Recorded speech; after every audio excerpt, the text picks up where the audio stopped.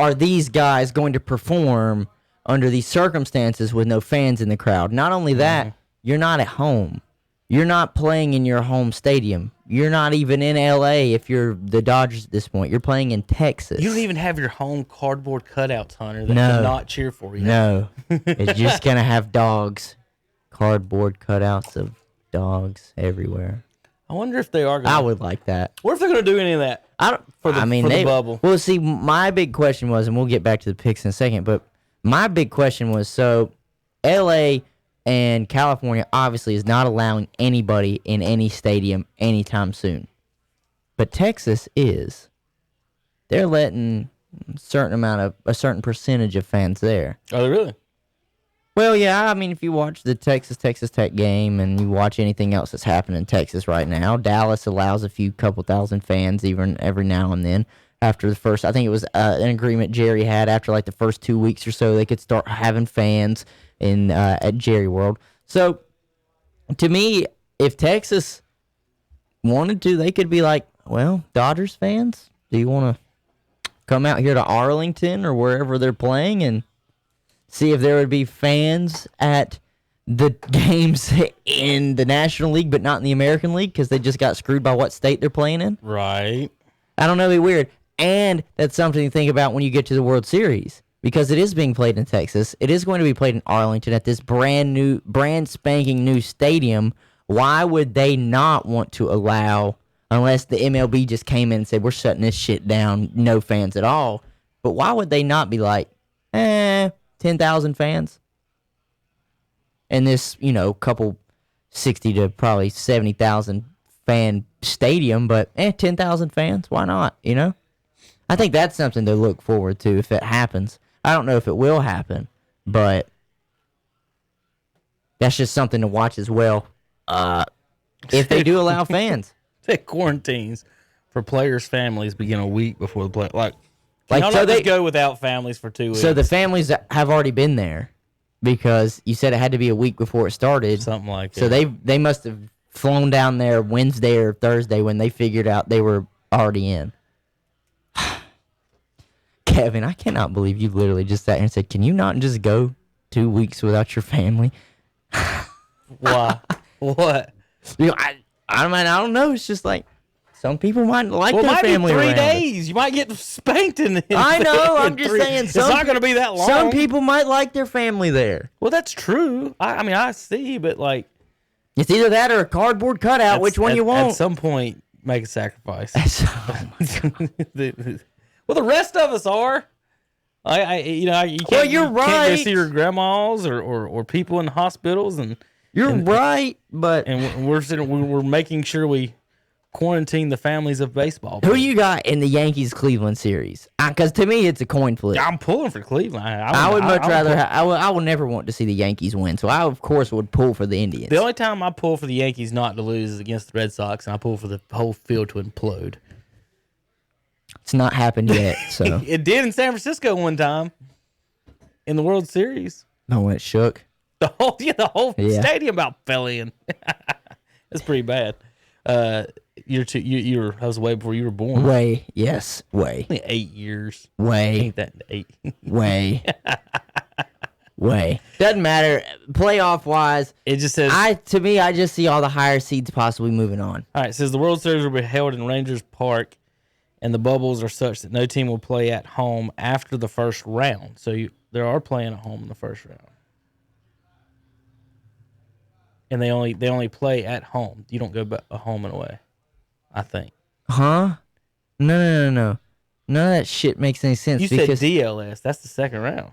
No, I know that. I know that. That's what I'm saying. Like this is all being played between California and Texas. Yeah.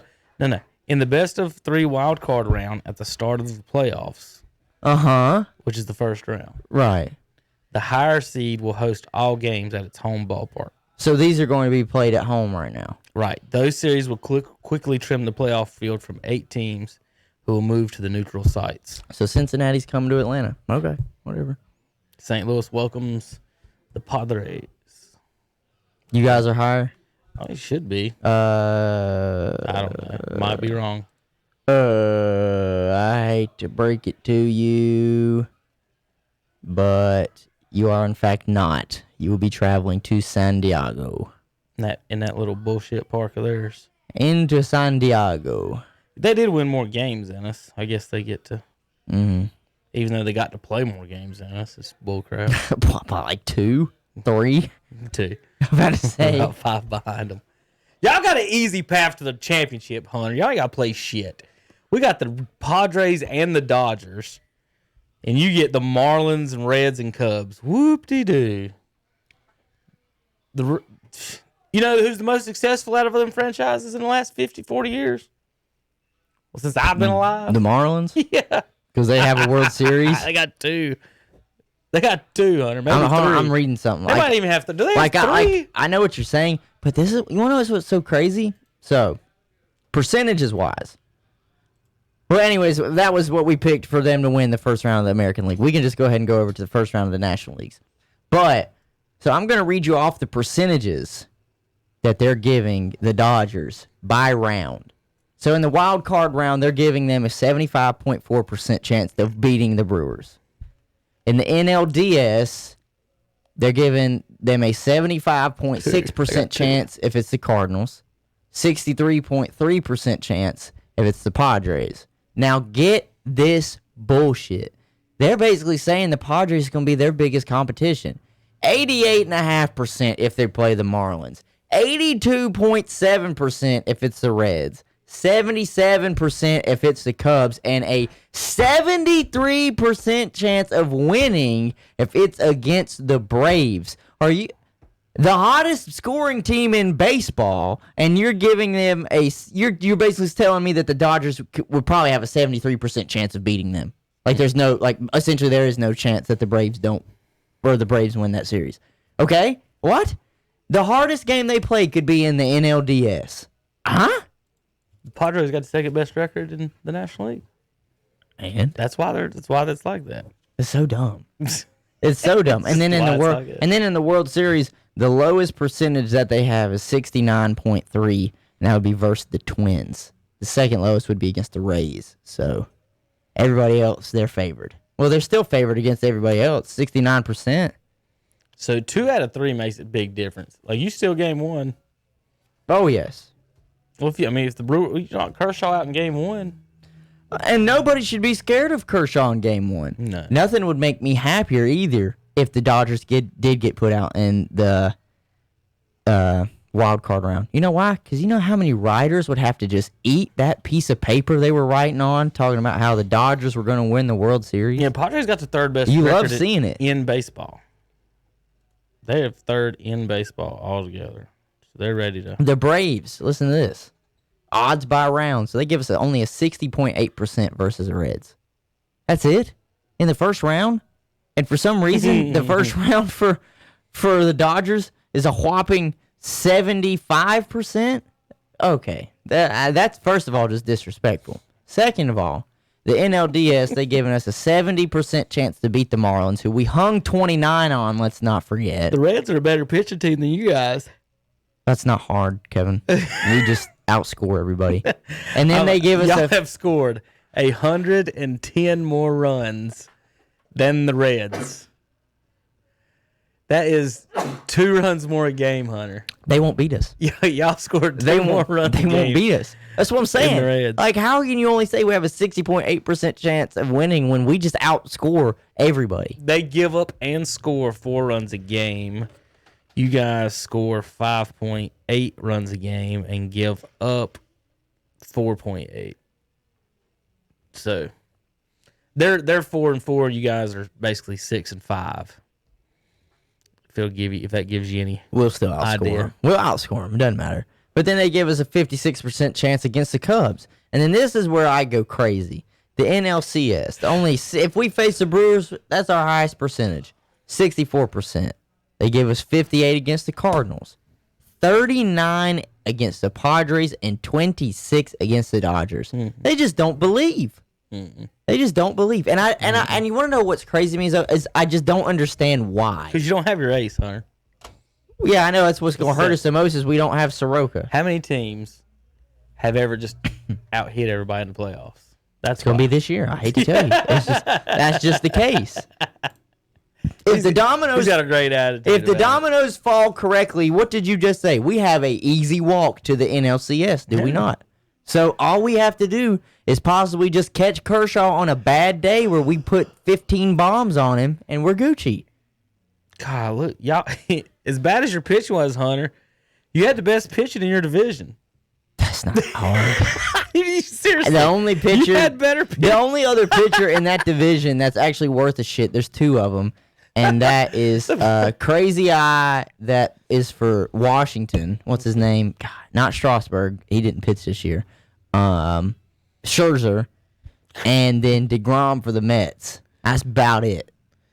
You guys are giving up 4.8 runs a game, and everybody else in the division is worse.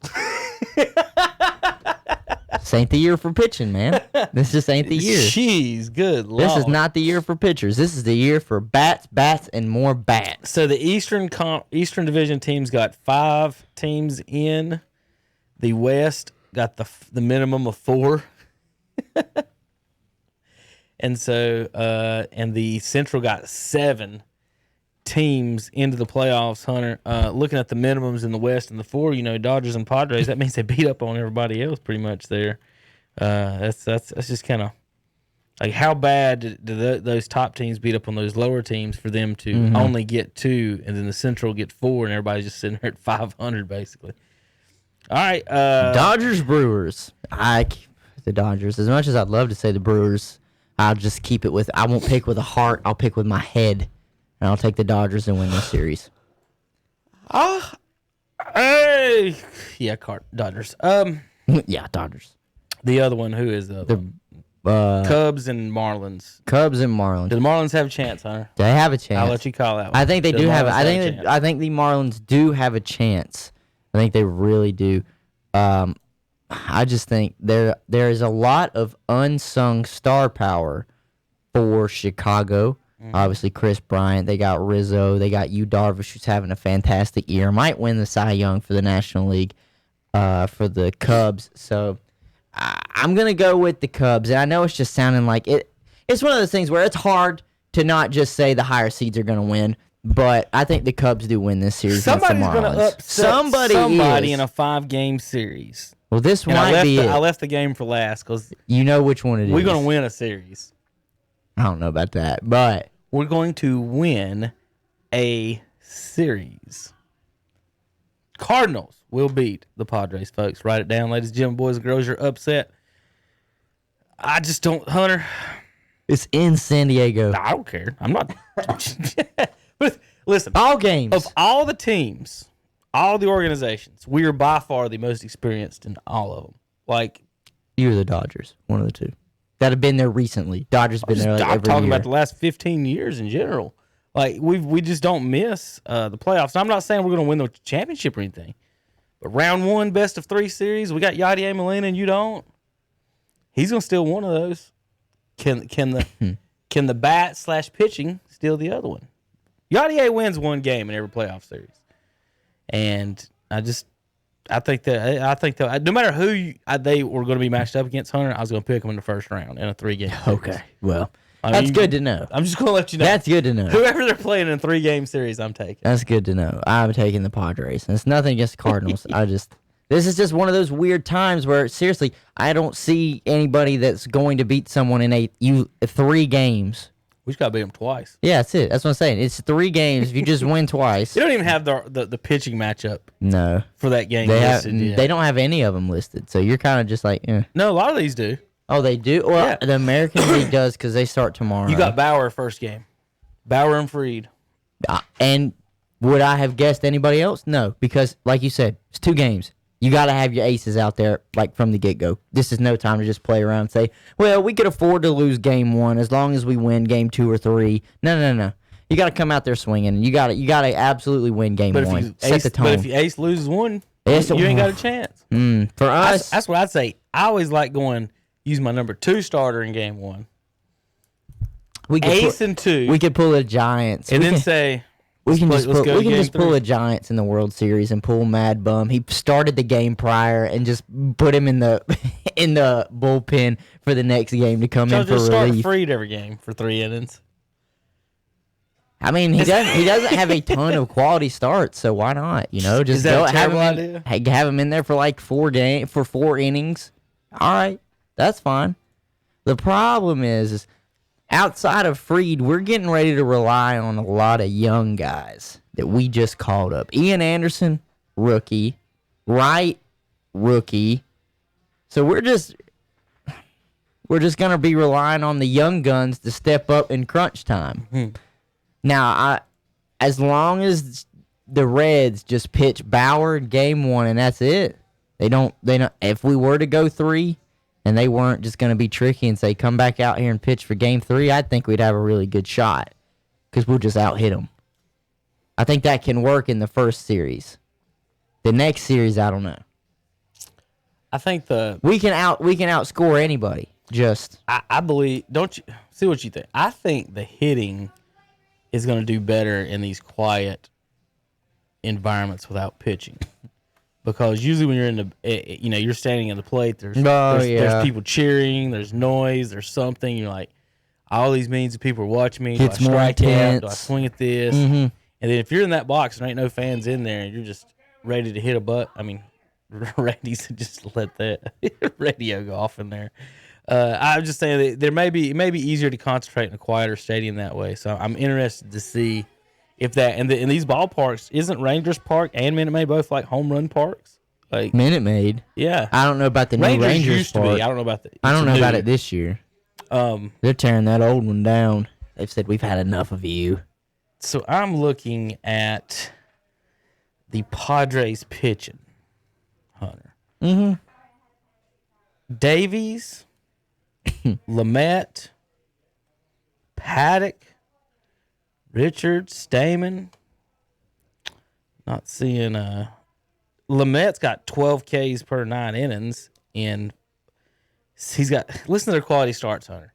6 of 12, 6 of 12, 5 of 12, 3 of 10 are their top 4 starters. They get pulled pretty early. Not a single one of their starters has made it more than halfway of his games in quality starts.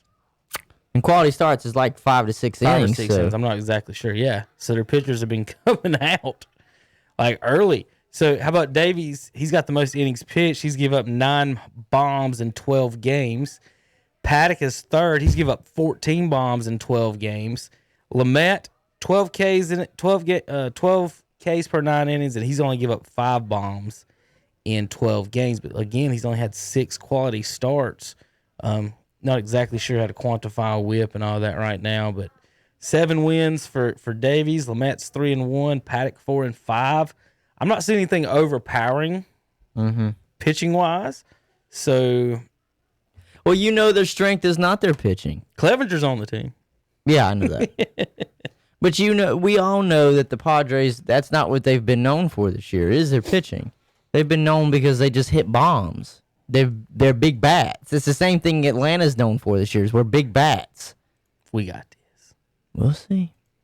We'll see about that. Strike you guys out, and then we'll strike. Well, hell, we wouldn't have to play you guys to the damn NLCS. We'd have to beat the Padres and the Dodgers before we even get a chance at Atlanta. Well, here, you know what? I hope you do. I hope you do beat both of them. Why is ERA not a stat? It's not. Well, I got to scroll over. Sorry. I was trying to figure out, like, are we doing this now? Are we doing this now? I'm just wondering if this is where we had got. So Flaherty is obviously our ace, but he has not pitched like it. 4.9 ERA. Now, Kwang Young Kim, 1.162 ERA. Dakota Hudson's 2.77. Ponce de Leon still looking for whatever continent he's looking for. He's not doing well. 4.96. What did Ponce de Leon discover? Do you remember anything from your schooling? Did they teach you about Ponce de Leon? Didn't he discover South America? I'm not. That's why I'm asking. I'm not 100% sure. Without Google Wikipedia it, I didn't want to put it in. Wainwright's been pitching. He's pitched the most innings for us, Hunter, this year. Adam Wainwright, at whatever age, Flaherty, 2 quality starts and 9. Is he hurt? He may be. Kim, we score 4, we give up 4. It's been 50-50 all year, Hunter. We lose to the Pirates. We've lost to the Royals. We've lost to the Tigers. We are equal opportunity losers. So They wouldn't be surprised me if they won or lost this one. I'll say that. All right, so Braves gonna win the World Series, Hunter? They got a shot. They got a shot. Absolutely. We picked them Saturday. Hunter had Atlanta and Minnesota. I had in my heart St. Louis and Cleveland, and then my head I actually picked the Padres before I knew they were playing St. Louis, Hunter, to play Tampa. So, folks, the St. Louis Padres series, Hunter, I'll call it the winner. Makes it to the World Series. Wins the World Series. Okay, sure. One of them's beating the Dodgers in the second round. Is what I'm saying.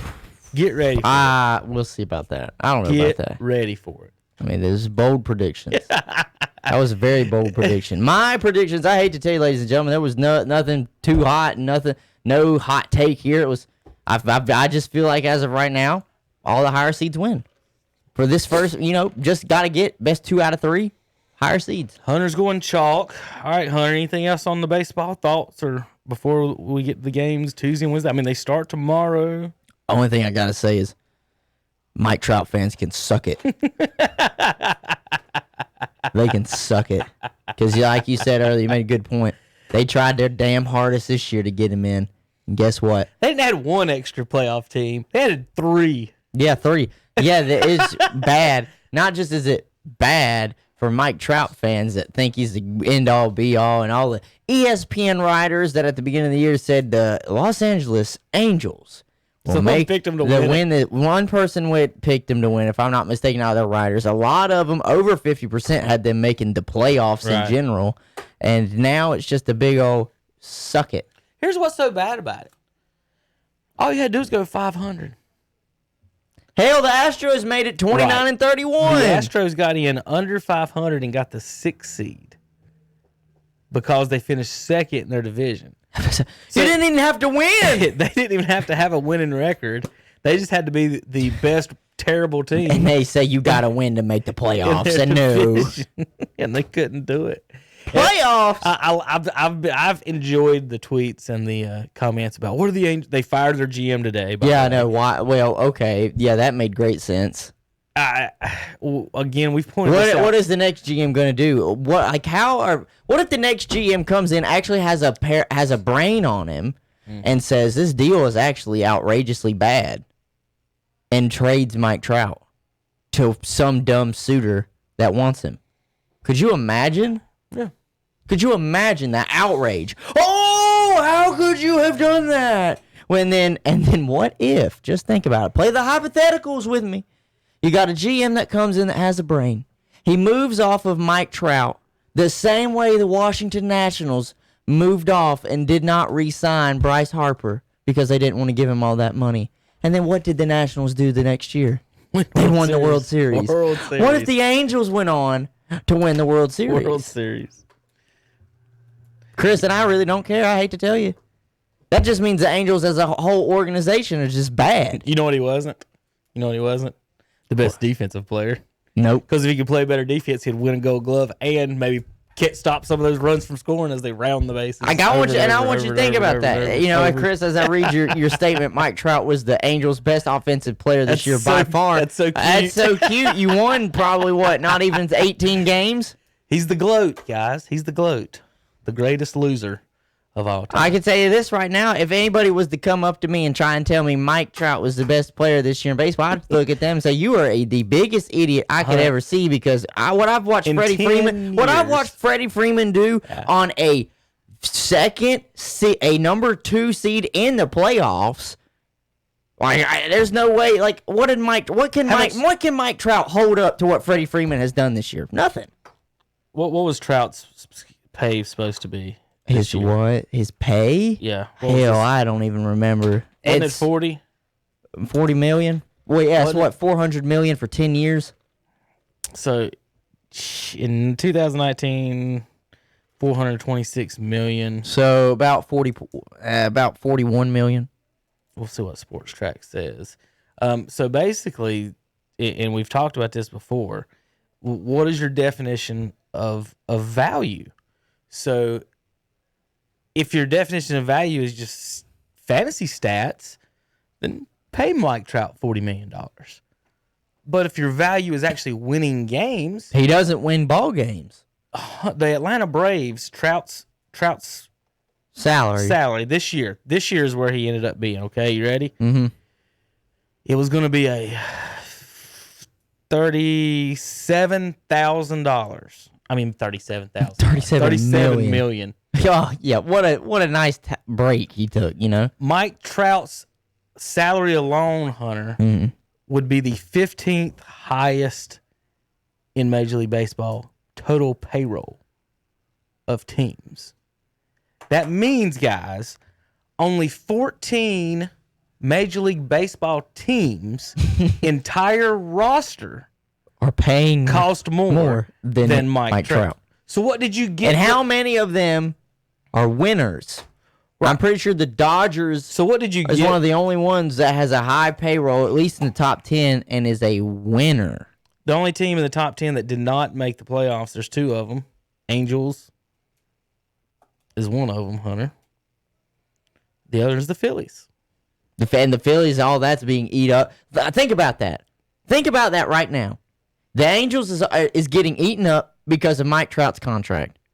The Phillies is getting eaten up because of Bryce Harper's contract. Mm-hmm. The only one out of the big three that we all were talking about a few years ago that actually count was Machado, and he made it with the Padres, and now the Dodgers just signed Betts, and he made it. Where's Machado at right now? Machado's with the Padres. He's still with them? Mm-hmm. Yeah, it's like, what, year 2 or 3 with him. So the Braves are 10th. And we went through the Braves roster. So basically what you could get... Don't let me see it. ...is... There you go. Basically what you could get is 7 of the 8 Braves starters for the same price as a Mike Trout. So as a GM, when you go to your owner, say you're the Angels owner, and if you go to him and say, we could have Trout for $40 million and finish next to last, or we could trade him for 7 of the Braves starters. And what would the owner think they should do?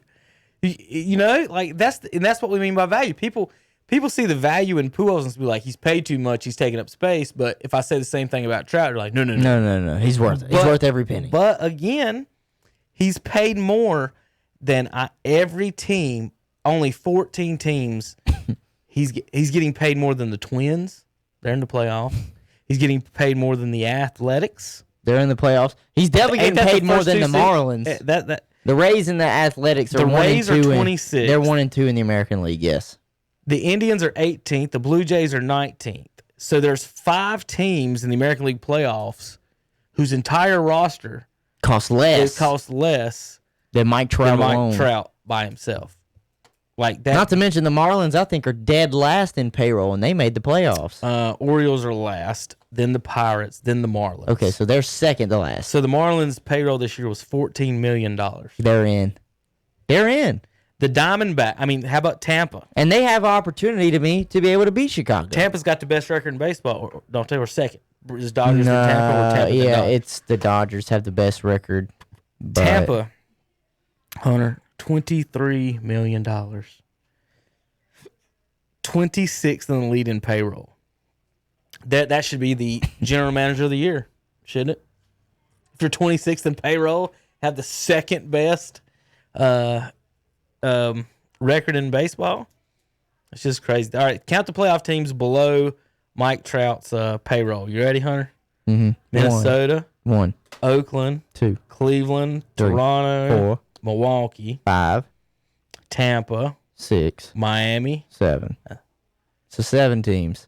So half the playoff teams in baseball basically are making less than Mike Trout. And they made the playoffs. So the team as a whole has the 5th highest payroll in the league. Don't they have the 5th? They're like maybe even higher. The Angels, they're 4th or 5th. Yeah, they have the 5th highest payroll in baseball, and they're scratching for maybe if they. Cause see, I can never remember how the MLB draft does it. If it's a snake draft, they're about second to pick. Because if they get second or third pick, because they had the worst record in baseball. They said there. I did see a story about a month ago that wins losses. The draft is something they may have some adjustments on that based on this year. Because I'm looking at it like, think about it. If it was, let's just say it like this: if it was straight football rules, Los Angeles with that high of a payroll, you still might be picking first, second, or third.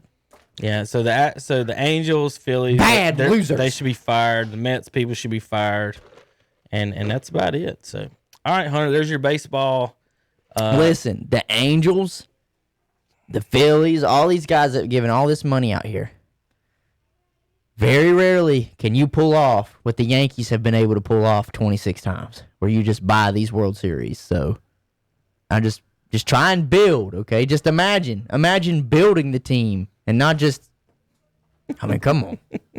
Chris said, that's a funny one. Comparing apples and cows. Well, either way, if you buy it by the pound, you're gonna spend more on one than the other. So I'll compare it, Chris. You just don't spend. I'm sorry. I thought we were comparing dollars to dollars. It's the same thing. Like, I can compare dollars to dollars, whether he's still under contract or he signs as a free agent. I mean, that's all on the general manager's part. You go in and negotiate these things. The agents. I would ask him to take a pay cut in a 20-year deal. Cut it in half. We'll pay you over 20. How about you just pay you over 20 years? Where's this? Front load it. And go to right field, by the way. Front load it. Get your ass out of center field. No gold glove. He's getting too big. No gold glove, but he's got a couple American League MVPs, but he didn't make the playoffs, I think, for some of those. And I don't know. It's just a little fishy. I can't grab my hands around it. He's made the playoffs once in his career. I know he has. He hadn't won a playoff game. Never won a playoff game. And his best career batting average. And this just wasn't supposed to be a Mike Trout bash. No. But it's just serious. It's just so funny because they're gonna do this at the beginning of next season too. Oh yeah. Who's gonna make the playoffs? Because they're gonna probably roll with this playoff format from now on. They're gonna do the same thing. Who makes the playoffs this year? Oh, I think Mike Trout and the Angels might do. And then you're gonna have the one guy that says, "Yeah, I think the Angels will make the World Series. They might even win the World Series." And then everybody in the room is just gonna be like, "Yeah, you make very good points." And I'm just gonna sit here looking at them like this. Well, all right. Before we move on to the basketball, here's your picks for the series. The expert picks according to expert picks. Experts. The Angels and Mike Trout to make the playoffs. Now 30 people picked each one of these series. 30. Dodgers 30-0. Damn. Reds picked to beat the Braves 16-14. Hunter. Watch him lose his mind. Here, let me zoom in.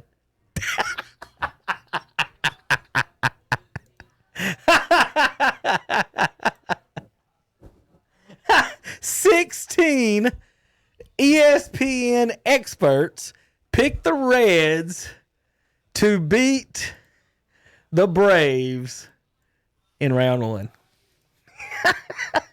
I don't know about that one, Chief. I've heard a lot of dumb takes before.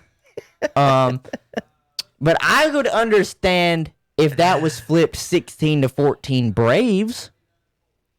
I would understand that if you maybe said, "Oh, the Reds pitching is going to be something that the Braves really are going to have trouble with." Well, okay, but damn, I don't see them outscoring us at all. We will go down games by 4 runs in the third inning and still come out and win like 10-3. So whatever these experts believe that they are saying, I want to promise you right now, it is. Grandmother, I know you're watching, but I hate to tell you this, but that's this grade A bullshit. Them picking the Cincinnati Reds to beat the Atlanta Braves in the opening series. Are you kidding me? You're just asking us to win 2 games? Okay. That's easy. And I'll take Fried right now to beat Bauer game 1. Oh, he's fired up. I knew that was going to be good when I saw that. We got to tell Hunter about this one. I just don't understand what planet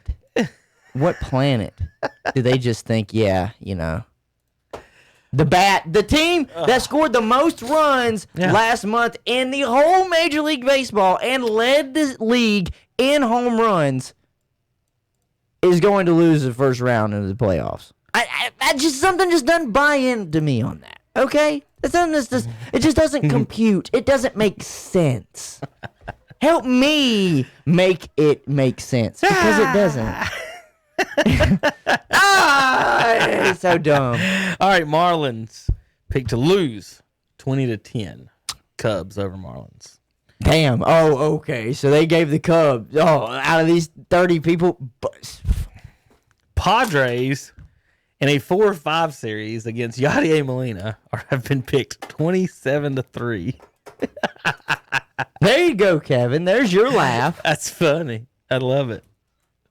I love it. There's your laugh. Now we can literally sit here and say these quote unquote experts at this faux pas of a sports network can get out, because I don't believe anything that you have to say. I believe everything that you are trying to predict right now will be wrong, except for, well, the only thing they'll be wrong about is the Brave series, and I'm just going to love it. I'm just going to love it.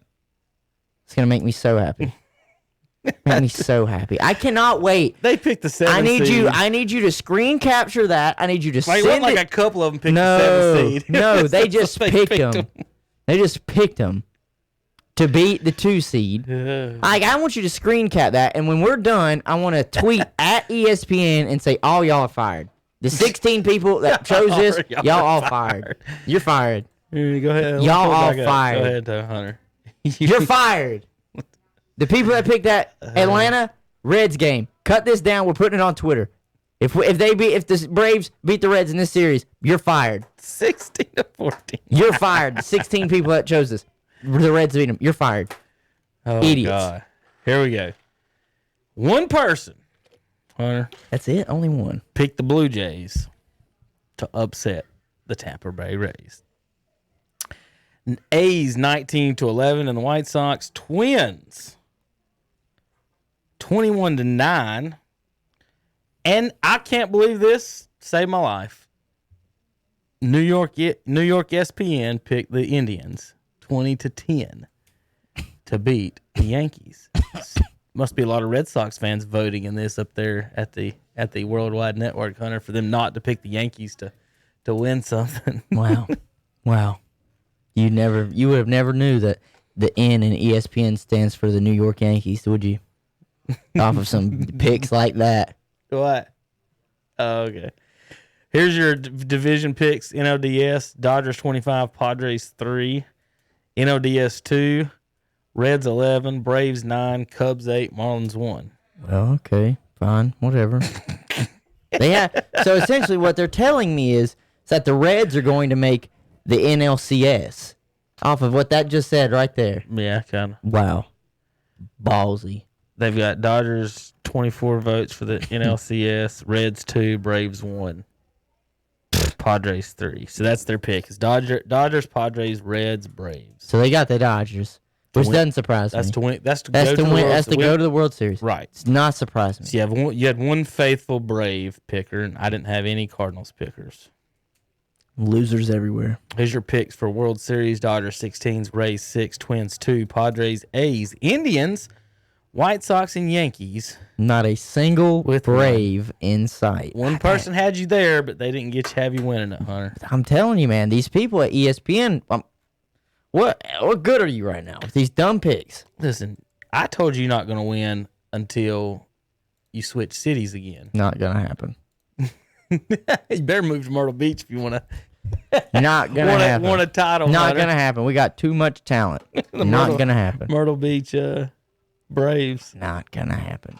All right, let's go to NBA. Let's review, folks, what we've seen this weekend, kind of what we got coming up, what we think. What we've seen in the NBA is a load of horse crap out of the referees. See, if you're watching, I'm not the only one that thinks that. Bunch of horse crap. Thank you, Chris. Go Braves. Yes, absolutely. But for the NBA, it's a load of horse crap. I tried to tell y'all that they do that. In basketball is an easy sport to ref that way. Again, how are Anthony you going Davis to go? and LeBron took more free throws than they had missed shots for the second game in a row after complaining to the refs. And when you have more free throws than the other team does, those two people had more free throws than the whole Nuggets team, Hunter. I mean, what do you do about that? Listen, and they argue. They're like, oh well, technically LeBron gets fouled every time he drives to the lane. I'm like, wait a minute, what are you talking about? LeBron fouls half the time when he drives to the lane. It's not fair. I mean, It's not fair to defenders at all the way he's reffed, because the point of playing defense is to move your feet and to stay in front of him, to get in front of someone. But if that person that you're allowed that you're getting in front of is Drops allowed his- to drop his shoulder. basically run through you. You're right. He creates the contact. In every basketball game or anything I've ever played, whoever creates the contact is supposed to be the one who is the foul called on. But they allow offensive players to create contact, whether it's on the shot or on the drive. And I tried to tell Terry Saturday, Jason Tatum's one of the worst I've ever seen. Well, he uses that left arm a lot. He literally will stiff arm defenders, and the refs allow that. But that's wild. It's because they still want these 120 to 125 point games. I guess they want. And I was talking to a guy last night. Can't remember his name, but he was been an assistant coach of defenses and offenses at football levels across the country. I was talking about a restaurant. Was talking to him, and he agreed with me when I said a lot of these leagues they're favoring offenses way more than they are defense. It's like everything has been set up against the defense just to make their job harder, if not almost impossible. And you see the same exact thing on the offensive side, or in the basketball sense. I know I was talking just football with him, but the basketball sense at the same time. I mean, you've got these guys, ball is out of their hands, man, and they're coming down. And I'm not talking about the guy getting in their landing zone, because that is dangerous. They come down, roll an ankle or something like that. But I'm talking like ball is out. It's not even going to affect the shot, and they clip him. They clip like his forearm. Now, it's different if the ball is still in his hands, he's coming for the follow-through, and I just do this. And just smack the hell out of his arm while the ball's in his hand. That ball is out, it's traveling, and the guy still will just, maybe get a fingertip, get him on the forearm, and they'll just call a foul. Or you got the guys where they're away from the ball, and they touch him a little bit. That's a foul. You fart on him, that's a foul. Okay, you breathe on him wrong, that's a foul. The referees have almost been conditioned to be quick whistled. As soon as you can, stop the play. As soon as you can, stop the play. Let them run, do their three-point shots, three-point line to three-point line. But anytime they try to go inside, you got to blow the whistle. I don't know. I love watching basketball, but I hate what basketball has become. Right. See, one of the things and the reason I don't like about the way they ref LeBron is they kind of did that with Shaq too, which I understand. If you're strong, if you go through people, Hunter, like you can't penalize him for strength. Right. If I go up and I dunk you and you slap my arms or foul me and I go through you, that's fine. But when Shaq and LeBron go through the defenders' bodies, that's a foul on them. And they don't like calling it that much or won't call it that much. And that's what's unfair to the defender is where and it's not a skill to me. It's not a skill.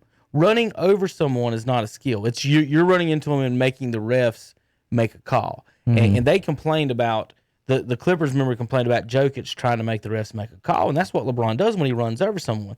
So, and that's why when fans, the people that aren't the LeBron sexuals will say, his move is run over you after you're thrown to the floor, then I'll shoot a wide open shot. Yeah. Kobe, Jordan, all the other guys, they use their skill to take the foul, bounce off, and get the shot off, or go. They never went through someone, like causing the foul, and that's what's so weird. You hear people still say the same thing right now. Like, it's not a skill. Like when they talk about Giannis, they're like, I really can't call Giannis a skill player because all he does is run over people. And I keep telling people this, and they just don't want to give me credit because they don't want to admit it. Giannis is baby LeBron. When LeBron got into the league and didn't have the jump shot that he has now, and maybe didn't have quite as good as ball handling skills that he has now, LeBron James was a freight train coming down the lane. Right. And so they're reffing him like they did Shaq, and this is what I meant by like the skill thing. I'm not saying LeBron don't have skills or Shaq don't have skills. What I'm saying is David Robinson had more. Patrick Ewing had more. Hakeem Olajuwon had more. Those centers, they had more skills, but he was bigger and stronger. Same thing with LeBron. That people bragging about him D'ing up Jamal Murray. How big is Jamal Murray? Jamal Murray's like 6'3", and in 6'4". fact, as far as the defense goes, didn't he smack the shit out of him on that one? The drive to the lane. Yes. Yes. That now he fouled the shit out of him. And they're like, what a great play by LeBron. And Mark Jackson's like, well, he slapped his hands. Yeah, he said, yeah. Mark Jackson said, no, that's a foul. But that's a foul. Jamal Murray is 6'4". Being bigger or Jamal Murray is someone 6'4". LeBron James is 6'9". Right. I hope he can guard him. It's not a skill. And Shaq won 4, but 3 of them were with Kobe, and one of them was with Wade.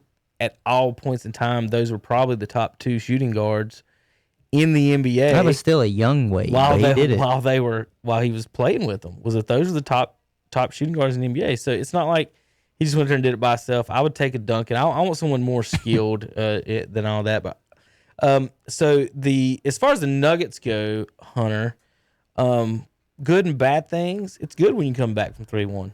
It's good when if that's not a problem. What's bad about their team this year? They're starting small forward, and nobody ever talks about that. Will Barton. He averaged 16 points a game. So let's say if Barton gets to play and he's out there, that moves somebody to the bench with less minutes. Maybe it is that Paul Millsap minutes that aren't getting anything. Damn. What if those are empty? You talk about empty calories. Those are empty minutes. What if Bobo does get his game together and actually give him playing time? Like, if you got two people, Bo can score, and then you add Barton on the floor at the same time with Jokic and Murray Hunter, we're talking, and then Jeremy Grant, you're talking something different than having Gary Harris and Paul Millsap out there. So I think they've got a future to look at. Grant's going to be a free agent, though. They'll have to decide on him. Really athletic player. You can't rely on him offensively, but he gets dunks and stuff in transition that are really, really good. How about this? The Lakers, Hunter, will face an 8 seed. Was Houston 4 or 5? Houston was 5. They were lower than the Thunder. 8, 5, 3, and a 5. If they win this championship, LeBron will win a championship without having to play a 1 or 2 seed and not playing a single road game. My takeaway from what I saw the Nuggets do against Lakers is somebody. And I'll say I this. just want even foul calls. Here's the thing. How they did. And that's not where I'm going.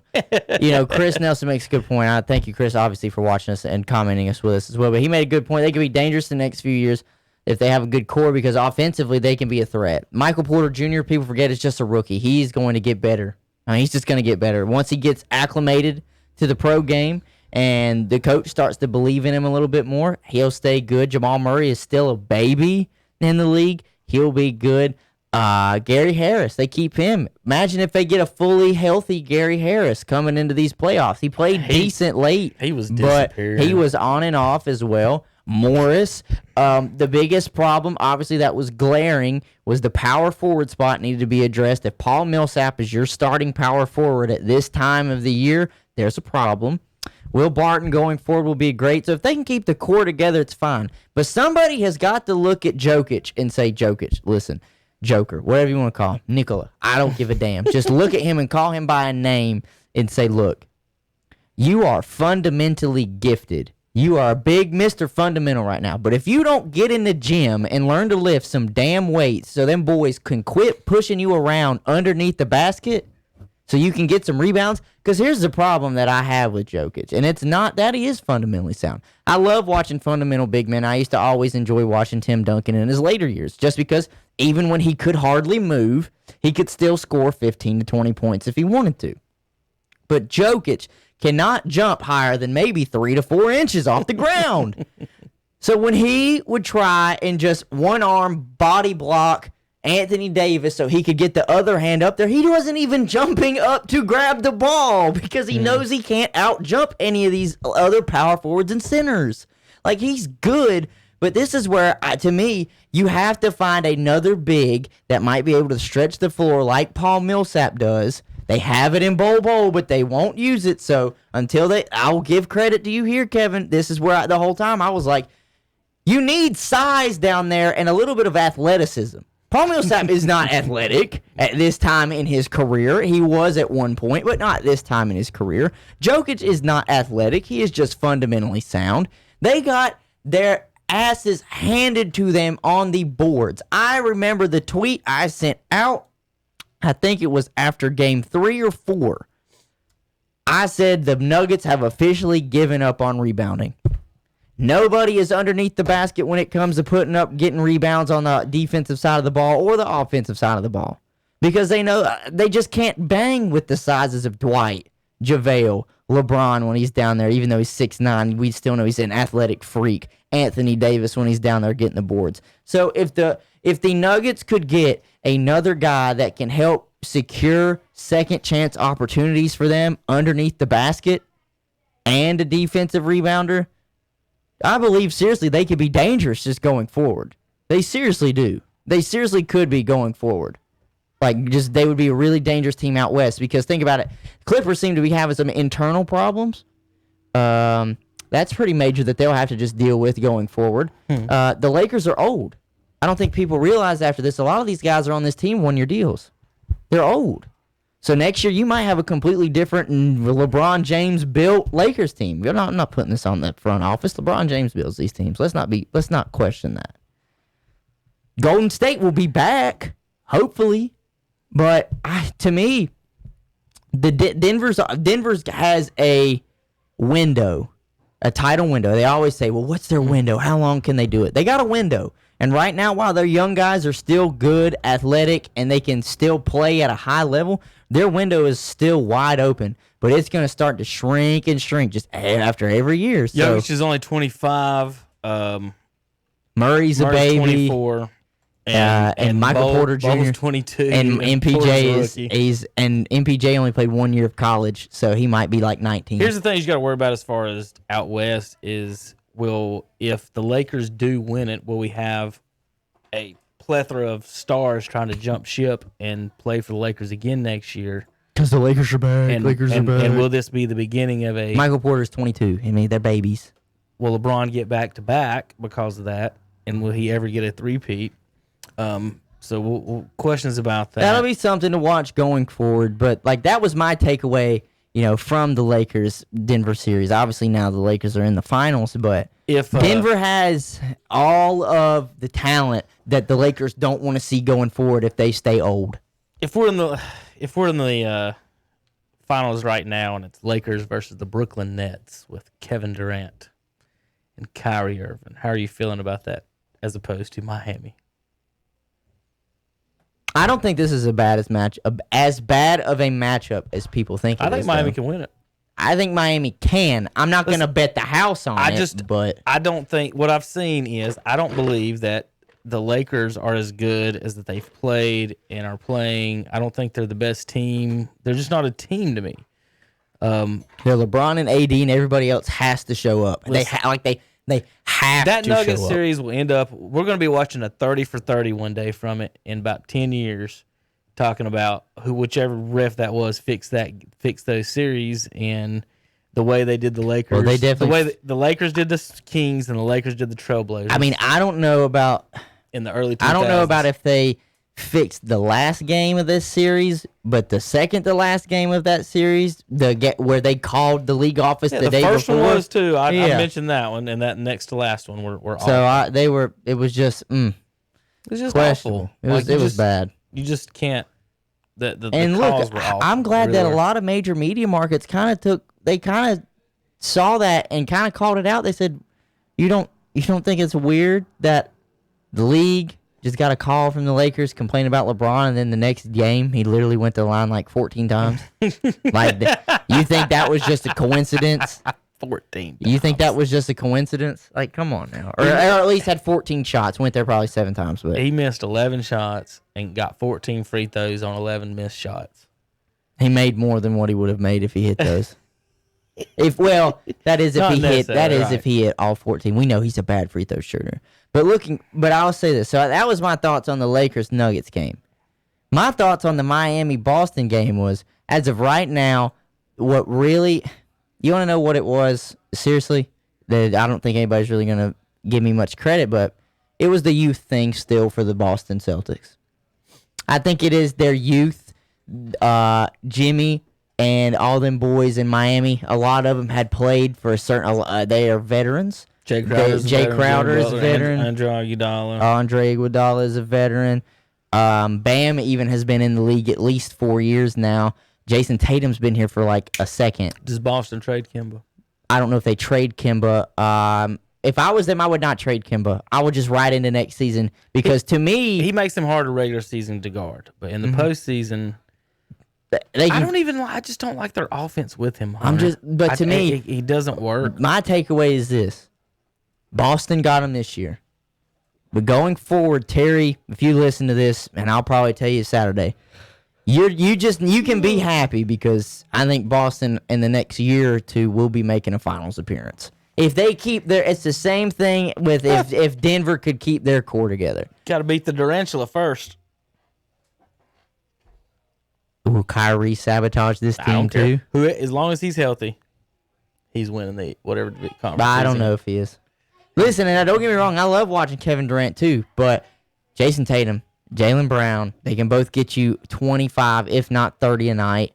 I just don't see anything that's missing from this Boston Celtics team other than experience. That's the one thing that they just don't have. Can they score? Yes. Can they rebound? Yes. Can they play defense when they want to? Yes. What's missing? They're all still babies. And think about it. Kemba had never been in a conference finals anyways. That was his first time there. Tyler Hero not kick Kemba Walker's ass.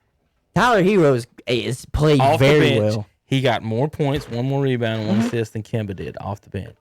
Now he has played very well. I've been very impressed with what I saw with him. Because he was not even that impressive while at Kentucky.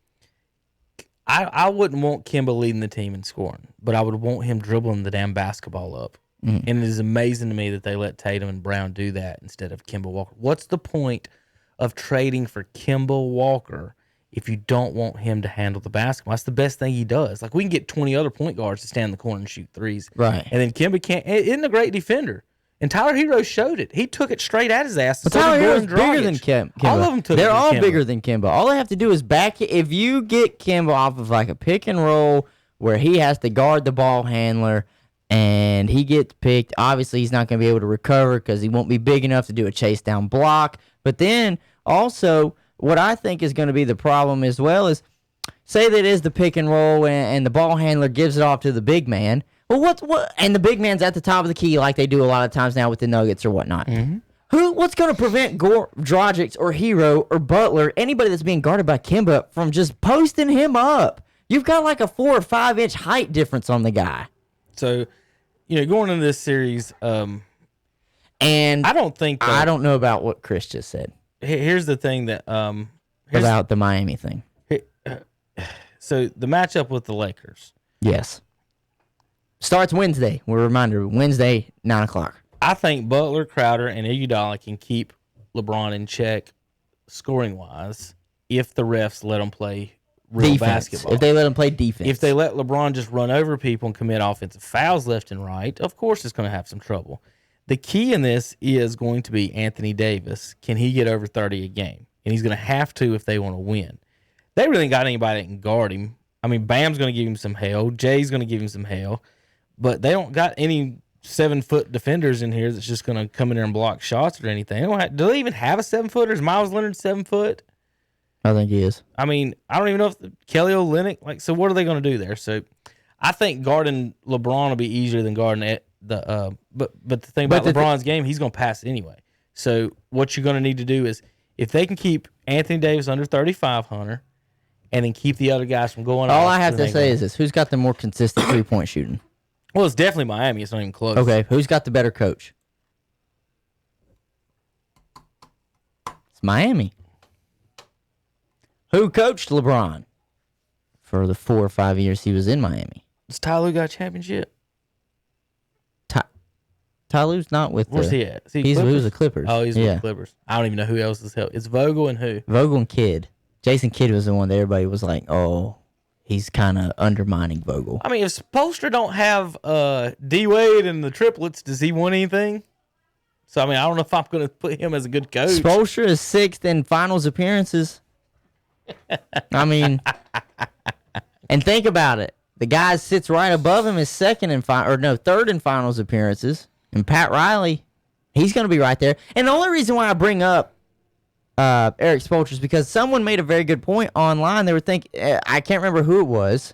I think Skip might have commented on it this morning, but that's not really what I wanted to say. It's just, he's not necessarily going to be able to stop LeBron. But is he going to know how to draw up a good game plan against LeBron? Because he used to see him in practice every day, and he was around him for 3 or 4 years. Probably. What killed? And this isn't even because a lot of people can argue the peak of his career, LeBron was his days in Miami. Now he's not quite there still. So what kills teams guarding LeBron again is if he's allowed to commit offensive fouls and they get uncontested layups. Because if you're not, you understand, Hunter, if I try to block a shot and I'm going to try to keep LeBron from dunking and I foul him, I'm going to get the foul call. But if I go in there and take a charge on this big giant human, but you're still not going to give it to me, right? What's the point? Are you going to try to take it the next time? No, you're just going to let him drive the lane and then foul him and hope he doesn't get an and one. And so you've got to call it on him. You have to call the charge, and if you're not, the 3-point shooting, I think to me is what's going to be the X factor in this game because when the Lakers guard them? When Boston would go on their little runs in this series, what would close the gap? The 3-point shooting of Miami. Dragic would come down, get hot from the 3-point line. Jimmy is not a great 3-point shooter, but then he would start hitting. Tyler Hero's hitting those threes. Duncan Robinson, that's all he does is a spot-up 3-point shooter, and he is a deadly sniper. Even Jay Crowder can shoot the 3 from time to time at a consistent basis. So the 3-point shot, to me, you would have to lean Miami's way. The problem is, to me, seriously, is exactly what you just said. Will the Miami Heat be playing against two different teams? Will they be playing the Lakers and the refs at the same time? I hate to put it that way, but it's the truth. Here's my theory on that. And not only that, because if you think about it too, there is no big two in Miami. It's Jimmy, and then everybody else shows up, hustles, and they play great. If you do want to say there's a big two, it's Jimmy and Bam. But and if that's the case, I still give the edge to AD and LeBron. But then you look at supporting cast. I think the Heat have had the best bench and supporting cast this whole playoff, so I would automatically lean towards them to outplay anybody that the Lakers put on the floor.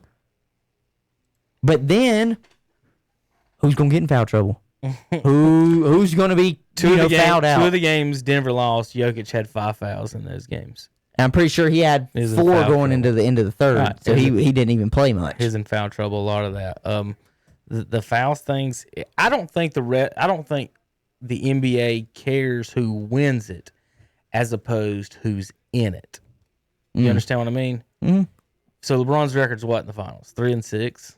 Mm-hmm. They want him in it. Doesn't matter if he wins. It's his 10th straight year in the finals. It doesn't matter if he wins it. It matters if he ends. It's all about ratings. Their ratings this weekend.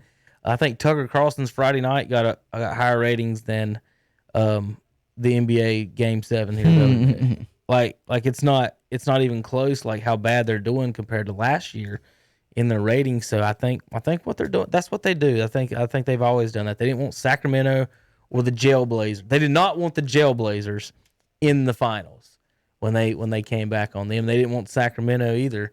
And if that's the case, though, I know they were kind of just outplaying them, but why wouldn't they have done Lakers Boston? This was your moment. I done told you the Heat matchup, Hunter.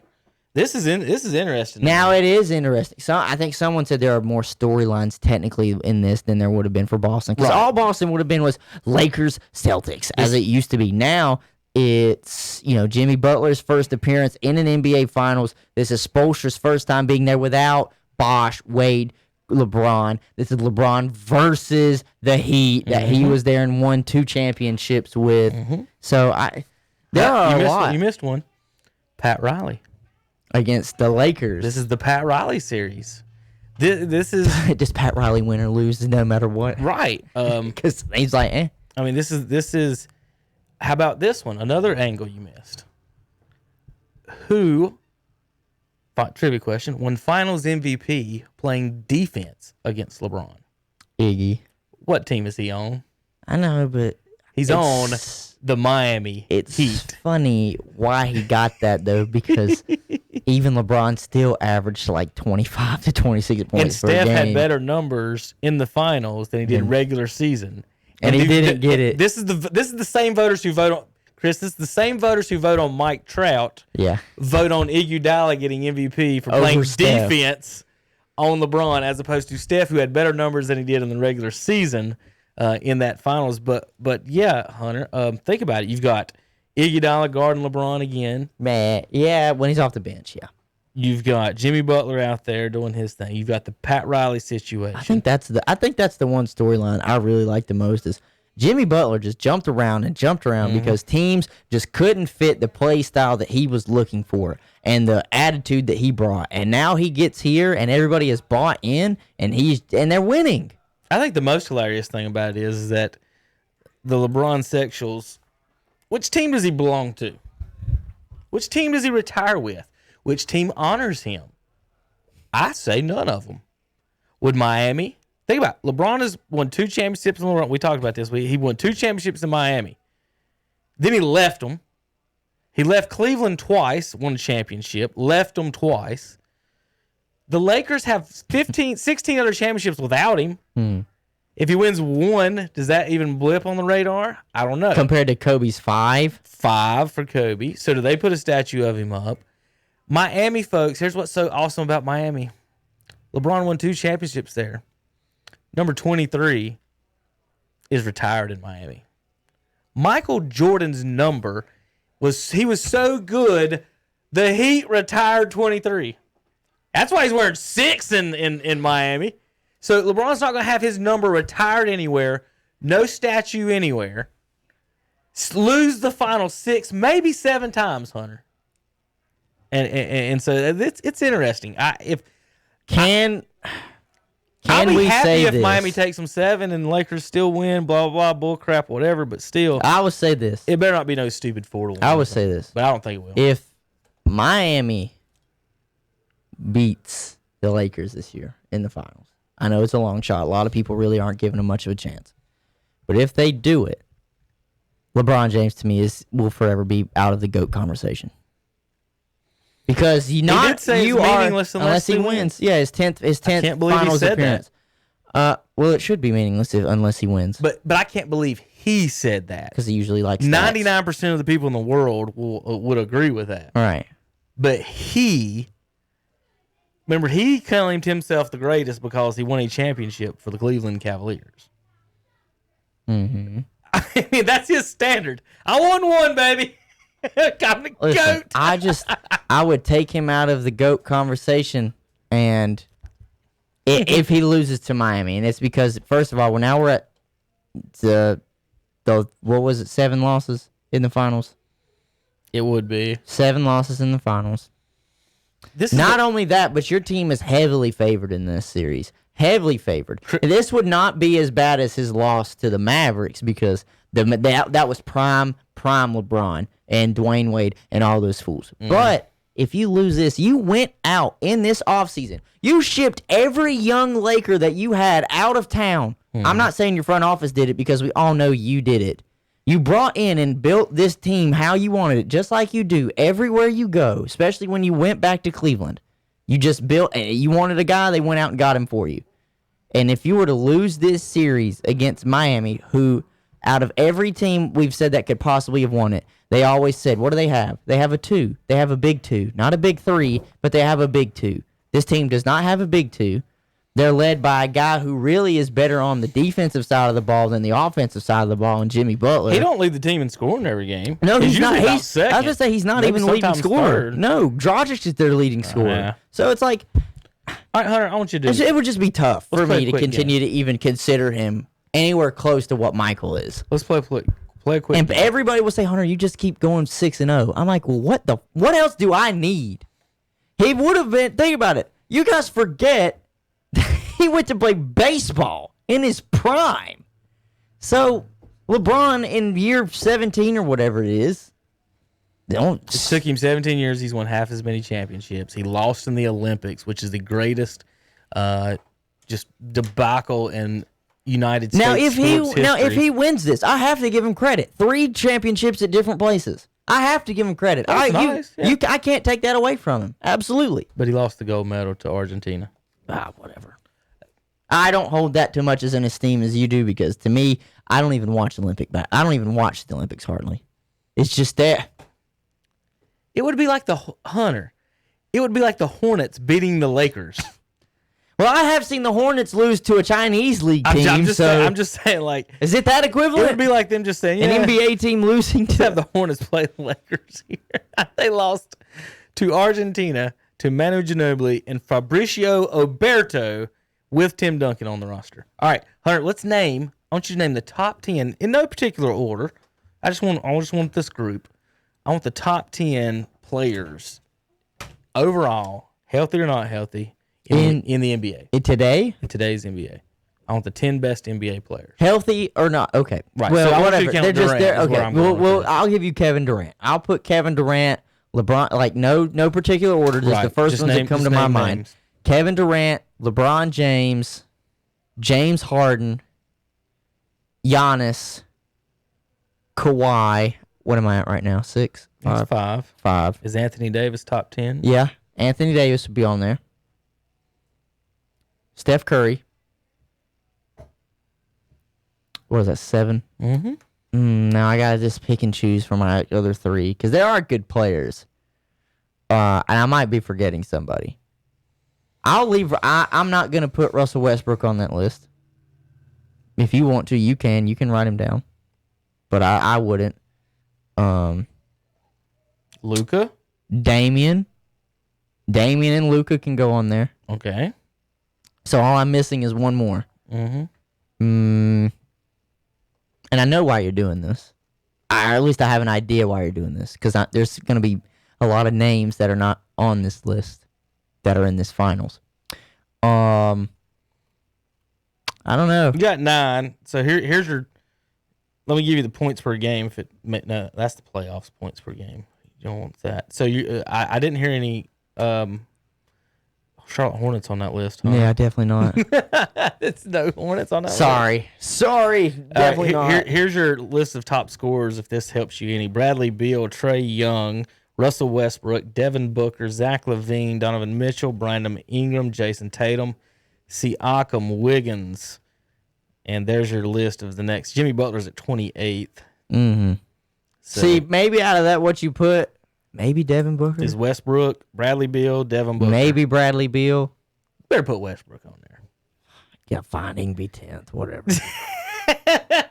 Whoever, do you feel Booker better than Westbrook? That's fine. I do think Devin Booker is a better. I think Devin Booker is a better overall player than Westbrook. Yes. All right, so Booker.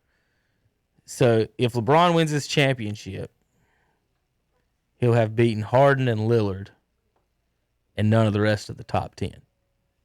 None of the rest of the top 10 even made the Western Western Conference Finals, or Eastern Conference Finals. No, huh? So I mean, you could have put Jason Tatum in there because he's averaging like 30 for a little while, but I don't know. Then you're just splitting crosshairs, like who is at the top. Like so out of the first 2 rounds, he played ball hog point guards, which I've saved every damn time we have a show that you can't win like that. Right. And then the next one, he gets a non-star team with Jokic and Murray, and they're missing their starting small forward. And then in the finals, you get another 5 seed with Jimmy Butler. He's 28th in scoring in the NBA, is the highest score that they will face in this. So I'm not saying it's a cakewalk, but it's not been a hard walk here for them. No, because the Clippers had to mess around and it seemed like almost not take this seriously. Like when it got down to crunch time. Well, it seemed, according to the reports, Hunter, they didn't like each other. Well, they might not like each other. And apparently that was the problem. They went Charlotte Hornets on everybody. They didn't like each other enough. Friends. They did not like each other enough to at least look at each other and say, you know what, maybe we can band together and at least win a championship. Try to play some defense. Try and at least win a championship. Do something. I will say this about this finals, Miami and the Lakers. I don't think it is going to be just like a 4-0. I don't think that. No. It could go 7 to me. I think it could go 7, depending on matchups, depending on how good Miami plays if defense. Both teams shoot the same amount of free throws, or close. You're right. I'll say this: every game that Miami shoots more free throws than the Lakers, they will win. And it won't even be. They'll win by 10 if they shoot more free throws than the Lakers. If the Lakers shoot more free throws than them, then they're going to win. And I'm not calling it fixed. I'm just saying that's the way the series is going to go.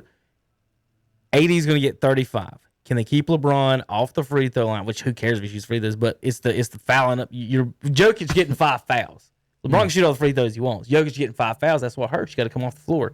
All right. But think about the free throw shooting for Miami. They got 4 or 5 guys that don't miss hardly free throws. No, Dragic's Hero doesn't miss. Duncan Robinson, Jimmy Butler. Jimmy rarely misses. Like they've got rarely misses. So they've got free throw shooting. They got free throw shooters. So like what I mean by if both teams shoot 30 free throws, Bam even shoots good free throws for a big man. Denver shot 80-something% free throws in this series, but they were getting outshot 10 free throws a game. I think an X factor in this game. Bam's gonna foul out. I don't know. I don't know if he'll foul out. They don't have another. He's going to do what Jokic did. They ain't got two. Unless Spoelstra does something that Malone didn't do and dip into his bench for size, because that's been the narrative for the Lakers all years. They're the biggest team in the league. Right, They're the tallest. Right. So what do you do to match that? You play them with height. So what? It might take away maybe some of your athleticism on the floor if you put Myers Leonard out there. You get Leonard and Olynyk are your 7-footers. So, but Olynyk, people are gonna think I'm crazy, and I don't mean this literally, but his game is like Anthony Davis's, where he is going to much rather be on the perimeter than on the inside. So you're just adding a stretch 4 onto the floor, and you can still have Bam do his thing down around the paint. It just spaces the floor out more. I don't know. To me, Spoelstra cannot just not go big. You know what I'm saying? Like what Malone didn't do. One thing at the so the Nuggets didn't have bodies to throw at LeBron or Anthony Davis. They do have bodies to throw at these guys. If Anthony Davis is going to play on the perimeter, you can guard him with Jimmy Butler. You can guard him with Jay Crowder. His problem is when he gets a 7-foot butt up underneath the goal. Who's stopping him? What are they going to do to stop? Who's stopping him? Right. So I think the Heat actually do have a chance in this series. I'm not. They do. It's just I don't know. Something is telling me this is going to be so driven for the Lakers to win this championship. It's not even funny. Like I'm talking like maybe league offices involved. Everything. I hate to go there. You got to remember the same year Kobe died. I didn't want to say it. That's what I was getting at, though. But you're talking to Captain Conspiracy here. I believe it all. Listen, but that's what I'm saying, though. I didn't want to say all it. Fixed. I didn't want to say it. But that's what I meant when I was saying this is feeling really heavily swayed like Lakers. I don't know many people that are even giving Miami a shot like that. They're picking them to win the championship. It's almost all saying they can take it to 5, you know. So they might win one game. One. You think they're just going to win one game? Hell, the Nuggets almost won 2 games if AD doesn't hit that buzzer beater. Has AD ever won a championship? AD has never. AD's only made it out of the first round one time. What's LeBron's record in the finals? 3-6. What's Pat Riley's record in the finals? A lot. A lot.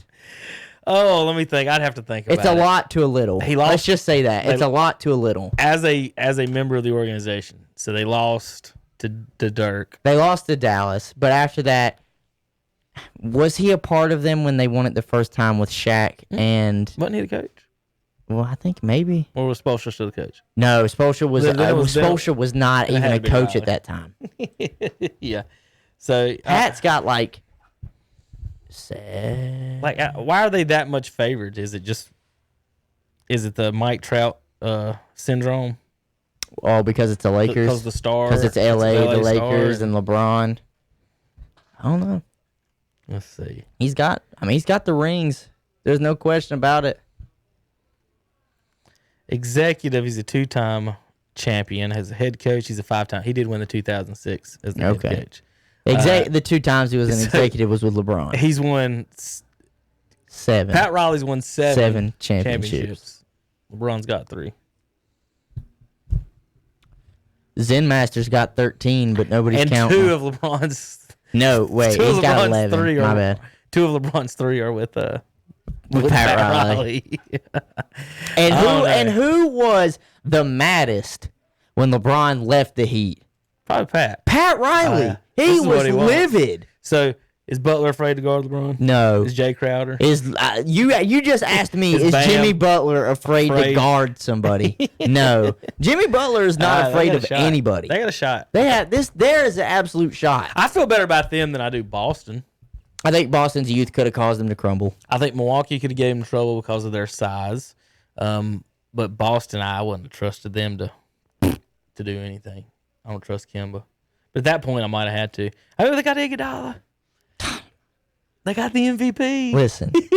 They got the MVP.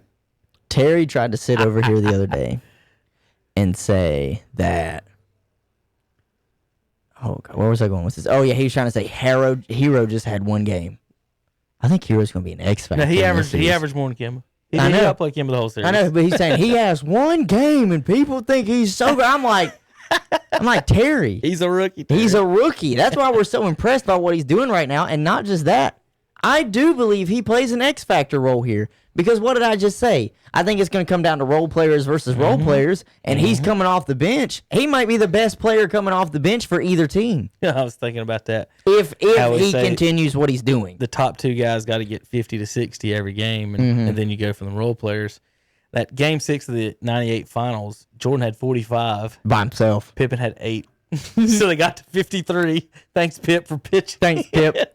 I was there while I was riding around. I was thinking, I bet Michael's like, this dude gonna pitch in today? Yeah. Like, well, how about scoring 12, Pip? We win easily. I will give LeBron a ton of credit though if he comes out here and averages just like 30 in these finals. If he does, I'll be like, okay, cool, great. At year 17, 38, or however old you are, 37, 38, do it. But like I said, if he loses to the Miami Heat, not only just being favored, but having 2 out of the top 5 players in the league on your team, I will have a huge problem with that. I will have a huge problem with that. And it won't even be close. You know who they need to blow this series? If they really want to lose this series, what the Lakers need? Coach Krzyzewski to coach them. Nobody can lose with 2 of the top 5 players like Coach K can. All right? 3 of the top 5. He had 3 of the top 13. He had 3 of the top 13. 3 of the top 13 picks. Two of the top he had 5. 3 of the top 5 recruits in the nation. Oh, that too, if you want to put it that way. All right. So you're picking the Heat in 4? Heat sweep. Oh, God. I can't pick with my heart here because it would be, I would love to see the Heat win it, stick it to LeBron. That'd be really nice. So I'm going to just do a head pick. And I am going to sit here and say 7. And I'm going to take the Lakers in 7. So I think that it's just going to come down to whose role players do I trust more. I know what I'm going to get from LeBron and Anthony Davis. Well, actually, I know what I'm going to get more now from Anthony Davis than I do LeBron. Sometimes LeBron go out there and score 15. He might score 20. Then he'll have a game where he pops off and has like 30 plus. But you never know. You know you're going to get maybe the 10 assists out of him. He's going to go for the 10 boards, triple-double. Yeah. That's what he wants to do right now. He's just taking statistics away from everybody else. But the most consistent player for the Lakers this playoffs has been, if you just talk scoring-wise, it has been Anthony Davis. And so if that's the case, you trust in Anthony Davis in his first ever championship? I don't know. So role player wise and possibly who plays more consistent is what it's going to come down to. And I think the Heat could do it, but I can't. I say 7 and the Lakers. All right. So Heat and 6 for me. And I hope you're right. A couple of things. We're going to go through all the games and everything on NFL games on Wednesday, and then we'll talk more NBA playoffs Wednesday. And there's your kind of preview for basketball. So we might not even talk at Wednesday, and we'll talk Saturday after game 1 is over. 2 things I want to touch on. Hunter, 5 teams in the NFL have more wins than the NFC East. And now going in. No, 6. I'm sorry. The Packers won. Yes. 6 teams in the NFL. Teams in the NFL have more wins than the entire NFC East. Understandable. In the ANFC West, Hunter, they had a grand total of 3 losses. Oh yeah, they don't lose. NFC West is 9-3, and the NFC East is 2-9 and 1. The fun fact of the 2, week. 9, and the 1. fun fact of this week is going into week 4. The Washington Redskins still sit at the top of the NFC East. No, they don't. The football There's team. no such team. Shut up. There's no such Shut thing. up. The football team sits at the top of the NFC East. So put after, respect. after losing on Sunday, We still sit there. you jumped to first place. We still sit Dallas, you're tied with Dallas, whose only win was off a helicopter. They should be onside 0-3. kick. Like the whole division should be 0-3. And think about it. The Eagles, one of their losses, because they're not 0-3, they're 0-2-1. Right. They have a tie. But one of their losses is to Washington. Yeah. Hunter, you guys' point differential is -19 and you're in first place. I never said our offense would be good. I never said it would be good. But our defense, Oh, they're we'll not see. that bad. We're going to break down all this on Wednesday. I just want to make some funny, comments. poke some fun. Let's see how many teams, Hunter. 1, 2. Let's see. Count the 2-1 teams. 3, 4, 5, 6, 7, 8, 9, 10. So 16 teams, guys. Teams have as many wins as the entire NFC East. You'll love to see it. That's why they call us the NFC least, baby. All right, well we're gonna break down all the games on Wednesday on that, but I did want to talk to end the show, Hunter. It's a little college football. Y'all's picks were horrible this weekend, and I just wanted to point that out. The only pick that was bad was Oklahoma. We missed 3 of them. What are you talking about? Mississippi State beat LSU. Texas, What are you talking about? didn't they get beat? Or did they No, come back and Texas win? came back and won. They beat won. Texas Tech. That you know what the score of that game was? 64-56 or something like that. I was saying Oklahoma got beat. Oklahoma did get beat. Yes. LSU got and beat. LSU got beat. I think that was it. I had Auburn. I don't know who picked Kentucky. I had Auburn. So Texas beats an unranked team by 7 and gives up 56. 56. There's no such thing as defense. Texas A&M only beat Vanderbilt at home by 5. So here's where I'm going, Hunter. Mm-hmm. Should the Tar Heels be ranked in the top 10? Yeah. I love this shit. You want to know why? What a dumbass sport. Yeah. The Tar Heels should be ranked in the top 5. Hell yeah, they should. We 1-0. We ain't played in 2 weeks. We 1-0. I was just wondering, like, where it was like, if everybody loses in front of them, Yeah. at some point, they're gonna move up. Kevin.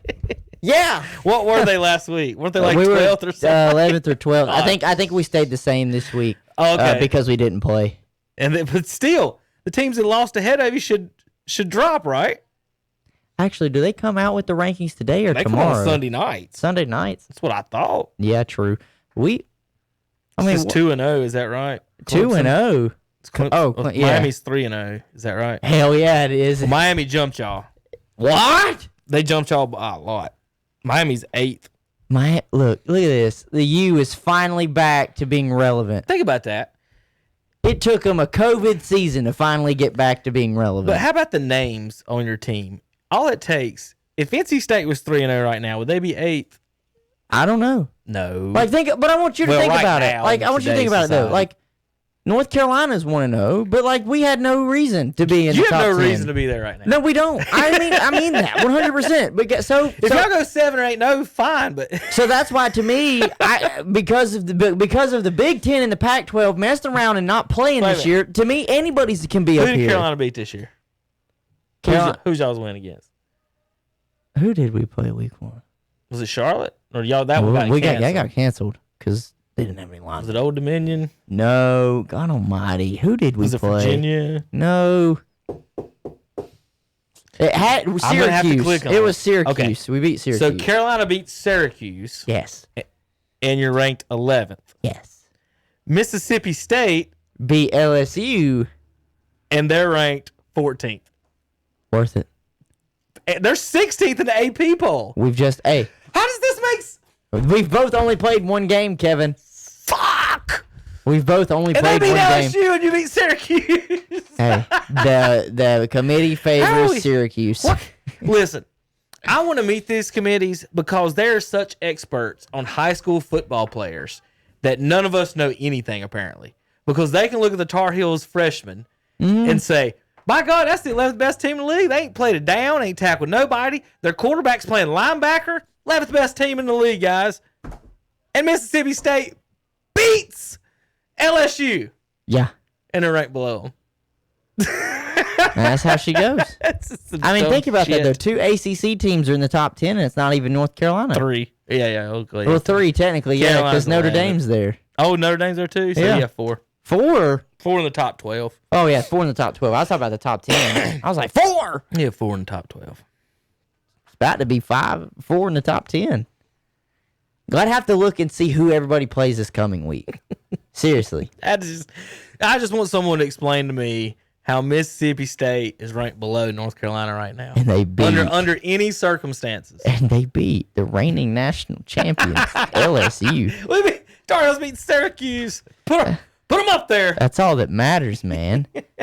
Listen, all I have to say Go is, ahead and crown so them. what's happening in week 5? North Carolina plays Boston College this week. They're 2-0. And look, one of the teams in front of North Carolina is going to lose because Georgia 4, Auburn 7 play each other. So one of them loses, North Carolina beats Boston College, and we just move right on up. Let's see who else plays if there's any 2 ranked opponents in front of them. Real quick, did you that hear about play. the Charlotte game this week that got canceled? What happened? I think they had more players that they couldn't play. The other team Was scared? No, the other team got it. Oh. And guess what? They blamed Appalachian? No. Oh. False positives. Was it false positives? They all they read or it said something like the doctors read them wrong. Positive, negative. I don't know how you read that wrong. You got a dog who went to 8 years of medical school to be able to read positive, and negative. I'm pretty sure I think I've seen somebody get one of those tests back, and it's not just like a plus or a minus Right. sign. It's not a says- pregnancy Yeah, test, it's not a is it? pregnancy test. The shit just tells you, did not, it did not test positive or did not locate the germ or whatever. Yeah. Like, it clearly states. Yeah. So whatever it was read wrong. They were told that they had it and they didn't have it, and they canceled the game. Well, Charlotte plays this week for They're Atlantic. supposed to play this week. Carolina has turned around and added a game to the end of the season. I didn't even know that. Western Carolina. These ACC teams do everything they can not to play Appalachian State, won't they? I'm actually more shocked that they went and scheduled a different team other than just say, Charlotte, do you guys want to push this back? You know who played in the last time? Last time Carolina played Western, who was the quarterback for the Tar Heels? Hell, I don't know. Chester Rat, and he won. Well, Sam Howell's about to drop a Sam 50 Howell burger gets on beat him. by him. Hell no. Y'all will never hear the end of that. Kevin, one. I want to tell you something right now. There is no way in hell, and I know there are a lot of people out there that went to Western and they're alumni and they're fans. I know almost half my damn school ends up at either App or Western when they graduate from high school. But that's not the point. I'm just saying there is no way in hell Western Carolina beats North Carolina. There is no way. I have watched Western Carolina play. I went and saw them play last year against NC State. And I got a buddy that plays for Western. I'm sorry, Trevor. I'm All just right, saying, you ready? they're bad. So Pittsburgh has beat Syracuse and Louisville. I picked Pittsburgh to beat Louisville. And Louisville. They played them at home. Hey, Terry, way to go. Man, and good whoever. picks. I guess that's Austin P. State. Yeah, 55 whatever. But again, Hunter, They're 24th. Pittsburgh is 3-0. Yeah. They beat the same team the Tar Heels beat. Only one of them. That's Yeah, all we because played that's all is you one. played. And you're ranked 11th. Yeah. And they're 25th or 24th. Hey. This is Listen. supposed to be college math. Some of us are too smart for college math. They're scared to play us this year, so whatever. Pittsburgh, UNC, ACC championship game. What the fuck? Now, listen, done, I'm now done, listen, I'm done. just do one more thing for me. I just want to do look one at more these thing fun for me. rankings. Yeah. Go to Clemson Okay. because I want to see what Clemson's schedule looks like. I have not looked at their schedule this year because I'm intrigued to see if there are 2 teams on their schedule this year. I don't think one of them is, but there's a good possibility the other one would be. Clemson Tigers. The orange kitty cats. Now click on Clemson. I'm trying. I know the website is difficult. All right, we're on Wi-Fi too, so it's slower. The website is difficult. I'm looking. There they are. They got Notre Dame, Pitt, Virginia Tech, Florida State, Boston College, Syracuse, Georgia Tech, and Miami. So listen, Virginia this week. The Miami game, I think Clemson blows them out. Miami has been a benefactor of playing bad teams right now. Can we vote on something? What? We got too much orange in the ACC. Virginia, Syracuse, Clemson plays Virginia Tech, Miami, Syracuse, and Virginia Tech this year. Yeah, I know. But I am just happy to see that Notre Dame plays Clemson during the regular season schedule. Hey, the rest of the season, Hunter, they only play 3 different color codes. That doesn't have anything to do with orange. I gave you the 3 oranges, right? Then they play Notre Dame and Pittsburgh, which are what? Blue and gold. Then they play Boston College and for Florida State. Maroon and gold. Right. Oh, and I forgot Georgia Tech is blue and gold. Maroon and gold, blue and gold, or orange. I'm glad we keep this congruent. It's just simple. No purple. They played Wake Forest too. They played the Citadel early. Wow, what a game. There's your blue one. All right, that's it, Hunter. I've had enough. I'm turning me off. All right, Wednesday, guys, we're gonna talk about this weekend's past games. We're gonna talk about any news and notes from the NFL, anything to go over. We'll give you a quick preview of Game 1. We're gonna talk a little NASCAR on Wednesday. My pick won this weekend for the exact reason I thought he would. Hunter, Kurt Busch wins. We'll talk about that Wednesday, and then MLB playoffs will have been started, and everybody would have played at 1. Some teams will have played 2 games in the series. Maybe over by the time we talk. No. Yes. No. Maybe. No. I don't know if anybody plays. Nobody plays Tuesday, no one plays the night, though. Right. Tuesday and noon. Right. Nobody plays. Braves play at noon. In fact, Tuesday, guys, the Braves will be on the radio.